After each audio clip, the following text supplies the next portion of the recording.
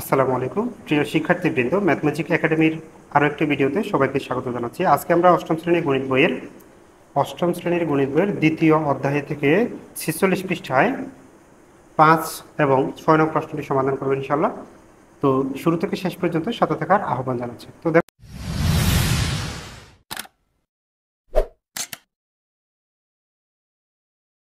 আমাদের ৫ নং প্রশ্নে বলা হয়েছে কি, নিচের সংখ্যাগুলো মূলদ নাকি অমূলদ যুক্তি সহ ব্যাখ্যা দাও। তো আমাদের এখানে কিন্তু দুইটা শব্দ, একটা হচ্ছে মূলদ আর একটা হচ্ছে কি অমূলদ। তো মূলদ আর অমূলদ কেমন সেটা তো আগে আমাদের জানতে হবে, সেটা জানলেই না আমরা এখানে কোনটা মূলদ কোনটা অমূলদ সেটা বুঝতে পারবো। তো মূলদ অমূলদের জন্য আমি একটা বিষয় তোমাদেরকে আগে বলে রাখি। প্রথমত অমূলদটা বুঝিয়ে দিই তোমাদের, একদম সহজ। অমূলদ বুঝে গেলে তোমরা মূলদটা বুঝবা। অমূলদ হবে কেমন, যদি কোনো একটা সংখ্যায় তোমরা দেখো যে দশমিকের পরে, কিসের পরে, যে দশমিকের পর অসীম সংখ্যক অঙ্ক থাকে, অসীম সংখ্যক অঙ্ক, এবং এখানে কোনো কি থাকবে না, পুনরাবৃত্তি থাকবে না, অঙ্ক থাকবে এবং পুনরাবৃত্তিবিহীন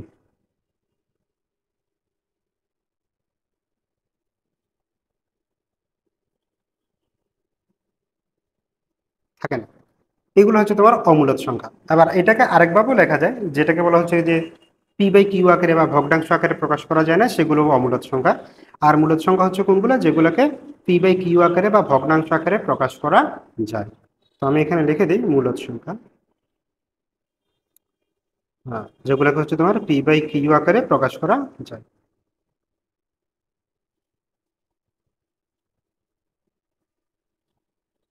প্রকাশ করা যায়। এছাড়াও আমাদের চেনার আরো কিছু উপায় আছে, যেমন হচ্ছে আবৃত দশমিক সংখ্যা, আবৃত আবৃত দশমিক সংখ্যা, সেগুলো হচ্ছে মূলদ হবে। তারপরে দশমিকের পরে অঙ্ক সংখ্যা যদি সসীম হয়, দশমিকের পর অঙ্ক যদি কি হয়, সসীম হয়, তাহলে সেটা কি হবে, মূলদ সংখ্যা হবে। তো আমরা দেখি এবার এখানে আমাদের, এগুলো কিন্তু তোমরা এখন লিখবা না, আমি অঙ্ক লেখাটা এখান থেকে শুরু করব। সেটা হচ্ছে কি পাঁচের, পাঁচের কোনো নাম্বার নাই, আমরা ৫ নং থেকে শুরু করতেছি। প্রথম সংখ্যা আমরা লিখি 8 পয়েন্ট হচ্ছে কত, 929292। এই সংখ্যাটা একটু মনোযোগ দিয়ে খেয়াল করো। এটাতে দশমিকের পরে অনেকগুলো অঙ্ক আছে এবং ডট দেওয়া আছে, তার মানে এটা অসীম সংখ্যা। আবার আরেকটা বিষয় দেখো, 929292 বারবার ঘুরে ঘুরে আসতেছে, তার মানে এটা একটা হচ্ছে আবৃত দশমিক সংখ্যা।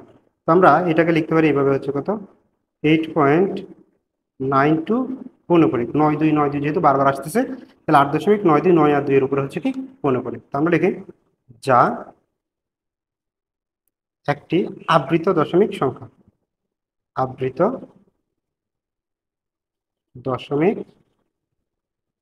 সংখ্যা। তো আমি একটু আগে তোমাদের বুঝিয়েছি যে আবৃত দশমিক সংখ্যা যদি হয় তাহলে সেটা কি হবে, মূলদ সংখ্যা হবে। তো এটা যেহেতু আবৃত দশমিক সংখ্যা, তাহলে আমরা লিখতে পারি অতএব 8.929292 একটি মূলদ সংখ্যা, একটি কি সংখ্যা, মূলদ সংখ্যা।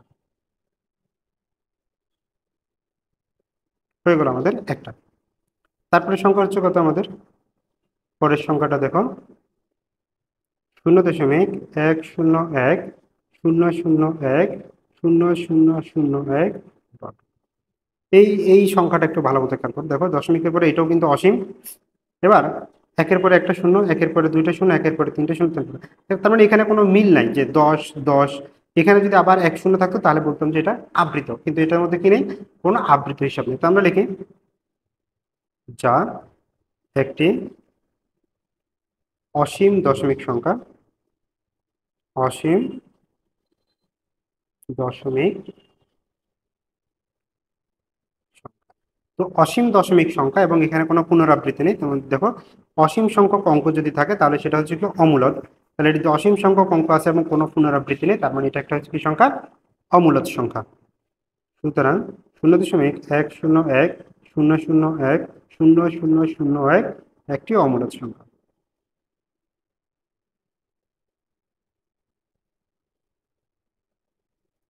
একটি অমূলদ সংখ্যা। আশা করি বুঝতে পারছো। এবার দেখো এরপরের সংখ্যাটা কি বলছে আমাদের, 6, 5, 3, 4.7, 8, 9, এটা তো ডট ডট দেওয়া আছে। এবার খেয়াল করো এই অঙ্কটা, আমরা শুধু দশমিকের পরে জিনিসটা খেয়াল করো, দশমিকের পরে দেখো 7, 8, 9, 7, 8, 9, মানে একই জিনিস বারবার ঘুরে ঘুরে আসতেছে। তো এটাকে যদি আমরা ইকুয়াল দিয়ে এভাবে লিখি 6, 5, 3, 4.7, 8, 9, 7 থেকে 9-এর উপরে কি পৌনঃপুনিক, অর্থাৎ 7 থেকে 9 পর্যন্ত এটা আবৃত। তাহলে আমরা বলতে পারি যে যা একটি আবৃত দশমিক সংখ্যা,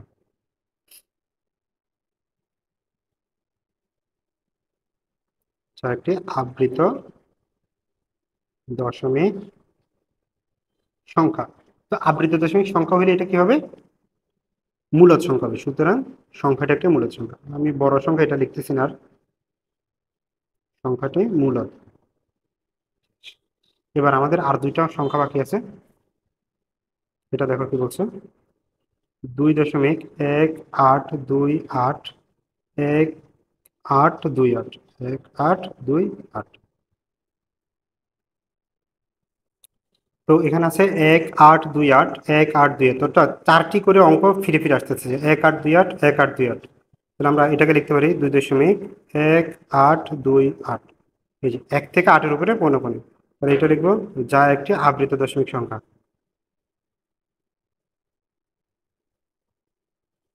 আবৃত দশমিক সংখ্যা। সুতরাং সংখ্যাটি মূলদ।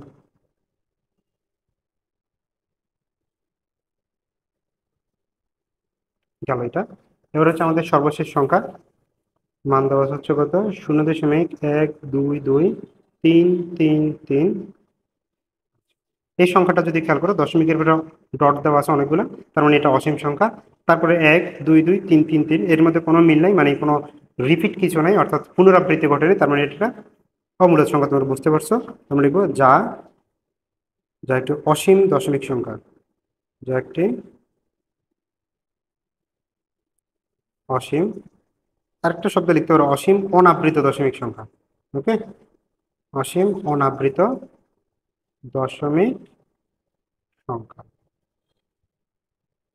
অসীম অনাবৃত দশমিক সংখ্যা, তার মানে এটা কি হবে, অমূলদ। সুতরাং সংখ্যাটি অমূলদ।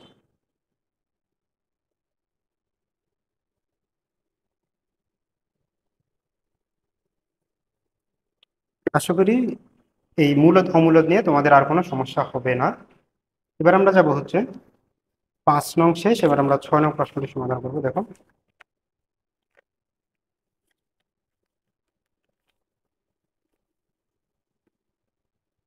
আমাদের 6 নং প্রশ্নে বলা হচ্ছে 2√2 প্লাস 5√8 এবং 7√8 মাইনাস 4√2 সংখ্যা দুটি যোগ, বিয়োগ, গুণ, ভাগ করে সংখ্যার আকারে উপস্থাপন করতে হচ্ছে। তো আমরা প্রথমে যোগ করব।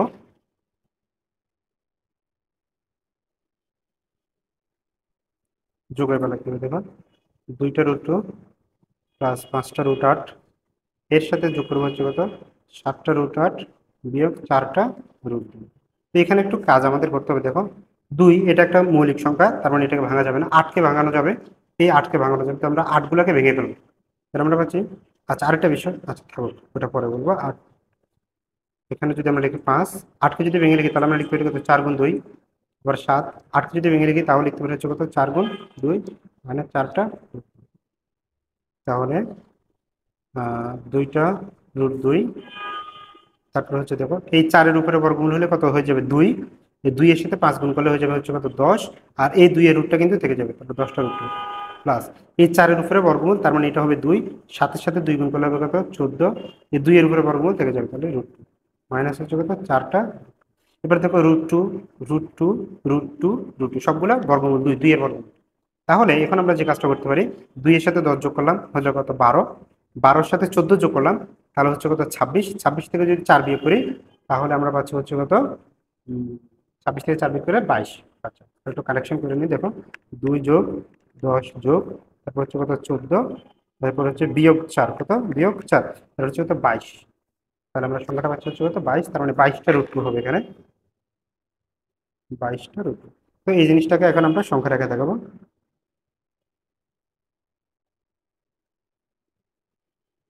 দেখো আমি হাত দিয়ে করছি, তোমরা স্কেল দিয়ে করবে। প্রথমত আমরা কি করবো, √2টাকে বের করবো। আমরা তো √2 বের করে আশা করি সবাই জানি। ধরো এখানে হচ্ছে কত, 0, তাহলে আমরা এদিকে 1 একক যাব, উপরের দিকে 1 একক নিব, নিয়ে এটার সাথে এটাকে কি করে দিব, যোগ করে দেব। যোগ করার পরে এই পর্যন্ত মাপ নিয়ে, মানে এই থেকে এই পর্যন্ত মাপটা নিয়ে এটা কি করবো, এইভাবে একটা ছোট্ট করে বৃত্তচাপ আঁকে দেবো। তাহলে এই যে মাপটা পেলাম সেটা হচ্ছে কত, √2 এর মাপ। কেমন? তাহলে এইরকম √2 হবে কয়টা, 22টা √2। তো এখানে হচ্ছে কত, একটা √2।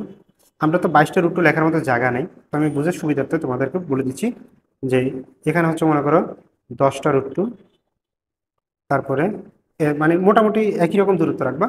তাহলে এখানে হচ্ছে কত, 20টা √2। তাহলে আর বাকি থাকে কয়টা, 2টা √2।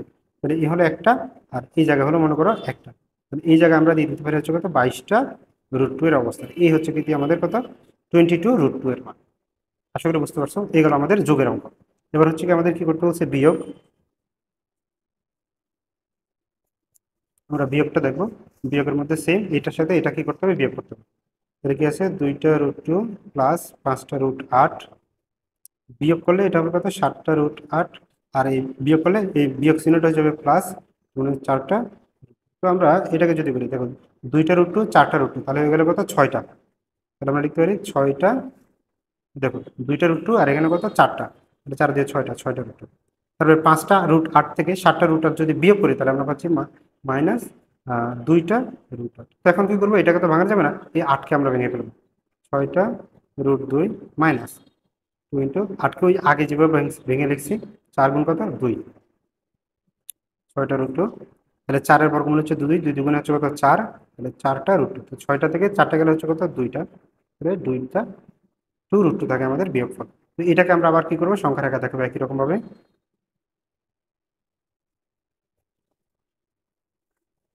এখানে হচ্ছে কত, 0। তাহলে আমরা প্রথমে একটা √2 বের করবো, তার জন্য এদিকে 1, উপরের দিকে 1 একই মাপে নিব, নিয়ে এটার সাথে যুক্ত করব, এটাকে যুক্ত করব, এইভাবে একটা বৃত্তচাপ এঁকে ফেলবো। তাহলে বৃত্তচাপ আঁকলে এই হচ্ছে কথা, শুধু √2। এবার এতটুকু দূরত্ব নিয়ে এই পর্যন্ত মাপটা নিয়ে এভাবে আঁকবো, এতটুকু নিব। তাহলে এটা হচ্ছে কত, 2টা √2 এর অবস্থান হয়ে গেল আমাদের সংখ্যা রেখায় বিয়োগের বিয়োগের অবস্থান। এবার হচ্ছে আমাদের গুণ করতে হবে। তাহলে গুণ করার জন্য এগুলো আগে ব্র্যাকেট আকারে লিখবো আমরা। 2টা √2 প্লাস হচ্ছে কত, 5টা √8 গুণ, আর হচ্ছে কত, 7টা √8 বিয়োগ 4টা √2। তো এটা করার জন্য আমরা একটু প্রথমে এই মানগুলোকে একটু ছোট করে নিব, তাহলে আমাদের জন্য সহজ হবে। দেখলাম 2টা √2 প্লাস 5টা √8, তাহলে আমরা 5 √8কে যদি লিখি 4 গুণ 2, আবার 7 ইন্টু হচ্ছে কত, 4 গুণ 2 বিয়োগ হচ্ছে কত, 4টা √2। এটাকে ভাঙবো, এটাকে ভেঙে লিখবো।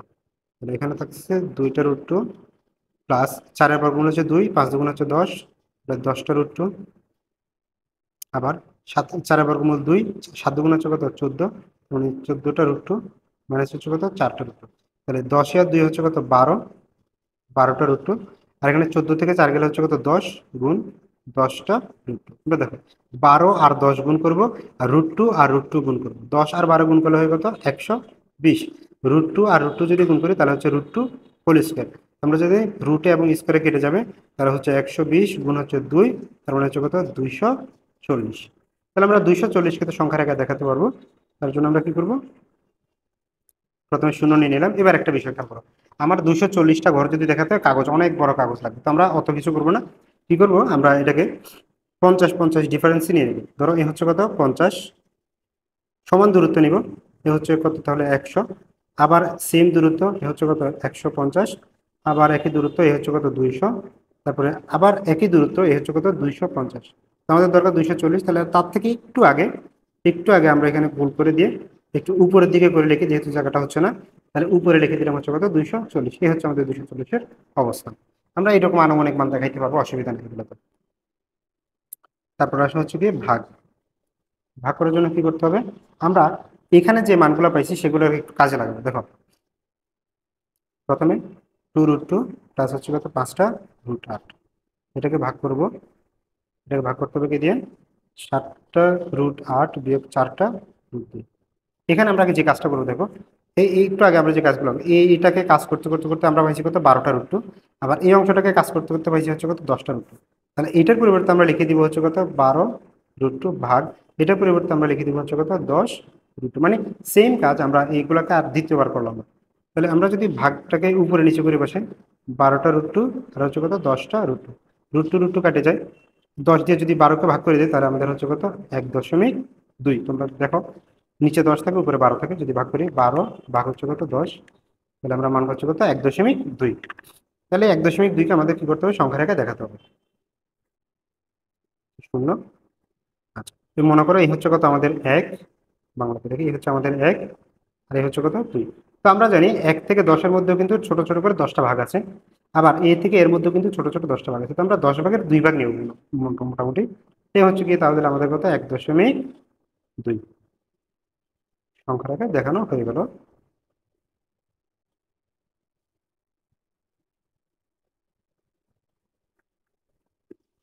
আশা করি এই প্রশ্নগুলোতে ইনশাল্লাহ আপনাদের আর কোনো সমস্যা হবে না। তারপরে যদি কারো কোনো সমস্যা থাকে কমেন্টে জানাবেন। দেখা হবে পরের ভিডিওতে, সে পর্যন্ত সবাই ভালো থেকো, সুস্থ থাকো। আজকের মতো এই পর্যন্তই, আল্লাহ হাফেজ, আসসালামু আলাইকুম।